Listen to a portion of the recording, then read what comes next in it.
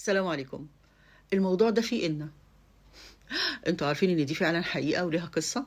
إن دي الموضوع فيه إن يعني الموضوع فيه حاجة كده متدارية غامضة مش عارفينها.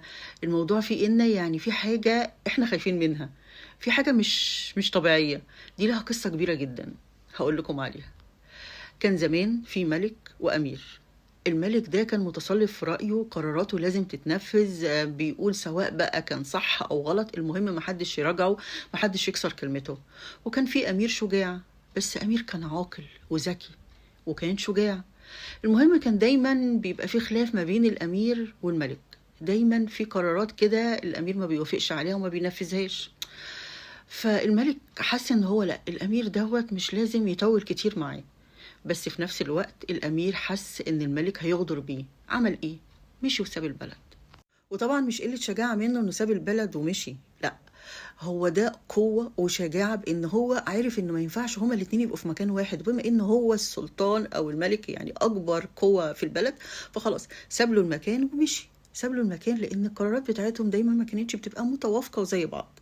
المهم الملك طبعا ما عجبوش الكلام، ازاي الامير يمشي من غير ما يقوله. حب يرجعه، بس يرجعه ازاي؟ قال انا هكتب له رساله. في الوقت ده ما كانش الامير او الملك او اي حد عادي ممكن يكتب الرسائل، كان في لازم واحد مخصوص لكتابة وصياغة الرسائل. كان واحد كده بيبقى عنده الكلمات العربية أو الكلام العربي بيكتبه صح، يقدر يصيغ الكلام صح، يقدر يقول كلام كده منمق ومنسق وحاجات كده جميلة ممكن تجذبك وتخليك تقرأ الرسالة وتقتنع جدا باللي هي الرسالة واصلة لك عشانها.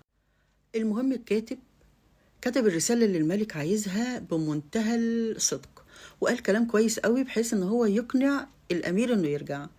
بس لانه حس بالغدر، حس انه ممكن يتخلص من الامير اللي هم كلهم بيحبوه وبيعشقوه، فكتب في اخر الرسالة ان شاء الله، بتجديد النون، ان شاء الله.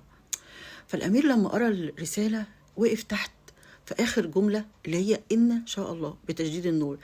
هو عارف طبعا إن الكاتب يعني فقيه جدا في اللغة العربية، وإن هو مش ممكن يغلط لغويا ولا في أي حاجة في الرسالة بتاعته، وعارف إن الكاتب محنك، إزاي يغلط الغلط الفظيع ده. أدرك ساعتها الأمير لأنه ذكي جدا زي ما قلنا إن في حاجة غلط، وإن الكاتب بيحذره من شيء.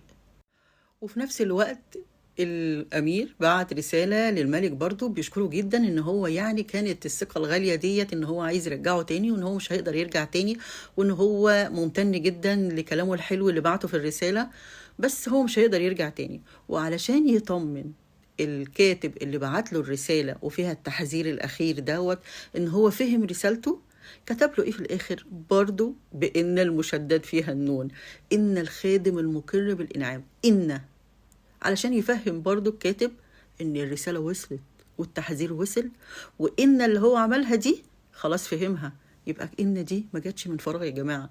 لما حد يقول لك ايه العبارة فيها ان او الحكاية فيها ان، تفهم ان الحكاية فيها ان. وعلشان خاطر الأمير يشكر اللي كتب له الرسالة اللي هو الكاتب ده أو السياسي ده، وفي نفس الوقت هو إنسان مهذب جدا فلازم طبعا يبعت شكر للملك يعني.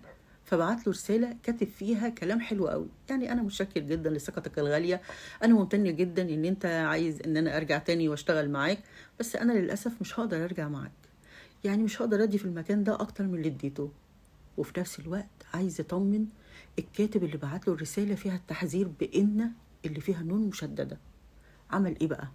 كتب له في آخر الرسالة زي ما الكاتب كتب إن الخادم المقر بالإنعام، إن بتشديد النون، يعني رسالتك وصلت وأنا فهمت الإن. انا الصراحه من الناس اللي كنت دايما اقول الكلمه دي وانا ما اعرفش اصلها وما اعرفش ان ليها حكايه اصلا، واذا كانت الحكايه دي حقيقيه ولا مش حقيقيه. المهم ان احنا لحد دلوقتي بنقول العباره فيها ان او الحكايه فيها ان، يعني الحكايه كده مش مرتاحين لها، فيها حاجه احنا مش فاهمينها. انتوا كمان كده ولا انا بس؟